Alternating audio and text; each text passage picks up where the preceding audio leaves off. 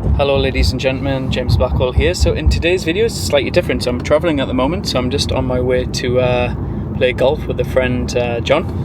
So I'm actually playing at where the badge is, Jumeirah Golf Estates, so really good golf course over there. And I always try and do that on a Monday, so I think I've mentioned in the past about how important it is to take some time off and reflect. But on this video I'm going to be talking around how to stay focused and really productive as an entrepreneur, especially if you want to scale to 8 figures. And obviously one of the biggest things that really kill productivity is going to be distractions. So like being busy is not the same as being productive, and a lot of people, and especially entrepreneurs, get stuck in this shiny object syndrome, chasing too many ideas at once. I meet so many entrepreneurs that tell me how many different businesses they've got going, or how many different business ideas, or how they've got an idea for a SaaS software, so many things. And all I always think about is you need to just be really hyper focused on one thing. And that's one thing that I learned when I scaled my business, especially my education company and then the recruitment agencies. I was all in on those things for a good 5-6 years before we started to really see massive benefits in terms of very high profits and big success. And I think a lot of entrepreneurs now, especially in this more modern era, are really trying to sort of copy other people and trying to shortcut that route to success as well. So they see a lot of successful people on YouTube and different social media platforms and think they can just cut straight to the end result. But it requires a lot of the 10,000 hour rule, basically, of building up that muscle and building up that skill set on business. And I think a lot of people don't really realize that they need to go through that. So we talk a lot about in my past videos about energy, mindset, and how that really reflects in your environment that you're in and helping you really focus. So I know a lot of you have asked me about like how to get to different energy level states, because if you're at a lower energy, your productivity levels are always going to be low. So that starts off with environment. I've mentioned many times about making sure your environment is stronger than your willpower, because sometimes willpower fades. Well, it does fade every single day. So making sure that you're in a good environment with zero distractions and probably more an inspirational environment to be in, really going to help. And that's the same with the importance of controlling your inputs. So what news that you put into your mind, the social media, the negative people that you're around. So whether it's friends or family members, whether it is you're following certain people on social media that you think, really, are they really where you want to be in life? So there's so much information, there's so many different what we call influencers out there, but I've met a lot of them, and trust me, they don't always live up to the life that they truly try and portray online. So you always want to make sure you be careful what you wish for, and be careful who your potential mentors are. Now, a mentor doesn't have to be someone you always physically pay and you work with them one-on-one or in a group setting. That could be just someone that you read a book about or you watch online. So always be careful about who you select as who you're going to be the person that you're going to extract information from, and always keep an eye out for that. And then the next part is like your sleep is going to be very important. We talked a lot about obviously your sleeps, like measuring your sleep score on an Oura ring is always a thing that I've done many times in the past. I'm not really wearing one now. I go through stages of like using it and not using it, because for me meditation and mindfulness is always been my core focus, and that's the thing that really helps me with my energy flow. I think I mentioned in a last video about acupuncture being a really big thing for me now, and I'm actually going to be going there again this evening after I play golf, and that's going to be probably a 90 minutes to 2 hour session of acupuncture, and that really gets you in a deeper meditation state and really calms your body. So one thing I've realized is you can have all of the money and wealth in the world, but if you don't have your health, you have nothing. And you hear that time and time and time again. And as you get richer, you realize how important health actually is. And the health isn't just about eating healthy, it's going to be about managing your stress levels. and your blood flow and your heart rate and all of these different things to make sure your body is fully functioning. So it's very important to do that. And one of the things that I've started to do right now, again, is getting back to having a structured day, so I could be really hyper focused on the higher level tasks that I want to do. So at the minute right now, I've just launched a brand new program around AI and how you can do AI installs into companies to help them attract more talent. So specifically helping recruitment agencies scale by winning higher retainers and being that AI expert in those external companies, because there's such a big shift. It's like a $13 trillion industry AI is going to be, and there's a big shift in the full agency world on people taking advantage of coming in and teaching these clients how to implement AI into their business to streamline efficiencies and systems and everything else. So I've been spending a lot of time blocking my day for maximum focus. So this is probably the first time in a long time where I've spent weekends and everything else really dialed in, creating the product, launching the product. I mean, we've had a really big launch with that just internally in our current clients, where we have create this product and upsold them into it, and I'm really excited about delivering on that.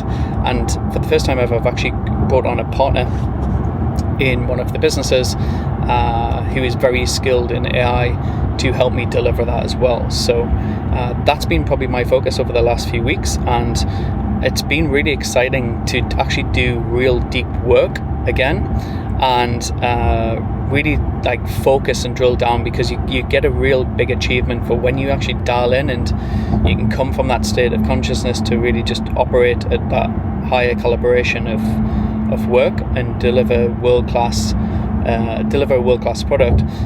It is a really great feeling. So that only came because I managed to delegate.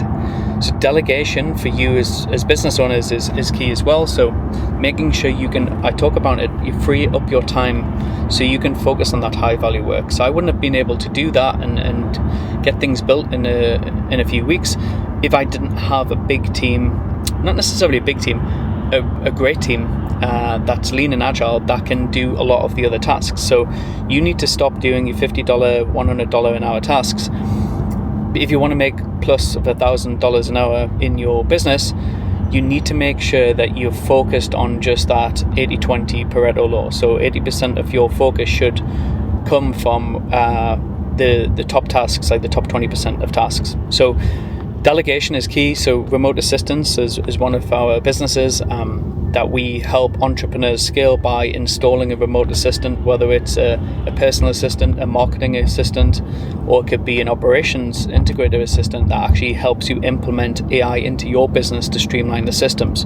These things are very important, because then once you've got systems in your business, you document those tasks and you get these things done without you, which is key. And that brings me on the role of meditation, exercise, and energy management. So meditation really improves my focus, and I've noticed that over the last, I think I've been meditating for over 11 years now, maybe 12 years, I think. And it definitely increases that clarity. And that mixed with the acupuncture for sure has really, really helped. Even if you can just sit for 20 minutes a day, you should be able to do that. It's very important, because that 20 minutes will buy you back at least an extra 2 hours of high level productivity in your day. So making sure you do that. Daily movement is key. So I've been getting in to do walks twice a day now. So obviously I work out in the gym, but actually getting steps in has been really key for me. So because I'm in Dubai at the minute, obviously it's perfect weather for that. But if not, an uphill treadmill has worked really well as well when I'm traveling. So doing like 30 to 40 minutes uphill on a treadmill has really helped, again, the blood flow move, helped me sleep better as well. And that's been one of the key things that's really helped. And that brings me on to focusing on that one thing. So I mentioned at the start of the video about how focusing on one thing moves the needle. So when I've been focused on my one main project over the last few weeks of building out our AI solution, that has like really helped me move the needle, because I've then created a multi-million-pound new product that's going to generate a lot more business and revenue for my businesses and the ecosystem and the team. And that, like, I could only do that if I didn't have too much on my task list or to-do list or in my calendar. And I've got a lot of friends that show me their calendars, and it honestly makes me anxious when it's all lit up like a Christmas tree, like so many different meetings, huddles, one-on-one calls. Like, I only operate when I know I've got as blank enough calendar as possible, so I don't overload my day. So I'm always look to just get 1 to 3 key tasks done per day, and that helps me dial in on the focus of what it is that I really need to focus on. So you just need to ask yourself, if this was the one thing I did today, would it make the biggest impact? And that comes from the book, Gary Keller, actually, The One Thing. You don't really need to read the full book because it pretty much describes exactly what the solution is on the title. But making sure that you just eliminate a lot of these distractions, eliminate certain meetings as well in the day, not checking Slack all of the time. So again, I deleted off my phone Slack, so I only check that when I'm on my computer. So that leaves me with, productivity is about energy management. So it's not just about time management. You will get more done if you come from a higher state of vibrancy and energy. So working on that is going to be key. And success comes from consistent small improvements every single day, not overwhelming productivity tasks. So make sure you get away from the thing of, oh, I've achieved because I've ticked off all my to-do list today. Make sure you just focus on that one thing. So arrived at the golf course. You can see how beautiful it is. People always wonder, what is it about golf? But I honestly feel like it's just so tranquil, and even I talked about meditation. Like, this is like a sort of form of meditation, because you're in nature for 4 or 5 hours. You're just around greenery, scenery. You're playing like a slow-paced game of golf, and for those of you that play golf, you know that it is a frustrating sport. But even if you just hit one good shot in your round, you will feel great again, and that will give you the bug to go back and time again. And one thing I've loved about golf is you can play for many years. So I can see myself hopefully still playing when I'm 70, 80, 90 years old. And you can meet a lot of good people at golf clubs. So one of my first mentors I ever met back in Newcastle, I actually met him on a golf course in Close House. And he'd already been worth over £100 million and travels the world. And he just randomly joined our round of golf. And then we built up a great friendship over probably the last 3 or 4 years, where I still speak to him regularly. And he gave me some great advice. And that was when I was still was more younger and really thirsty for knowledge. So I'd probably just had his life the full round of golf, about how he got wealthy, how he built his team, how he manages his money, why he doesn't live in the UK anymore, what his tax structures were like. It was just all sorts of questions that I was asking him. And he took a liking to me in terms of, like, he's seen maybe a younger version of him, and he was one of my first mentors that I had. And I actually found him again on a golf course, and I've since then played rounds with many other successful entrepreneurs.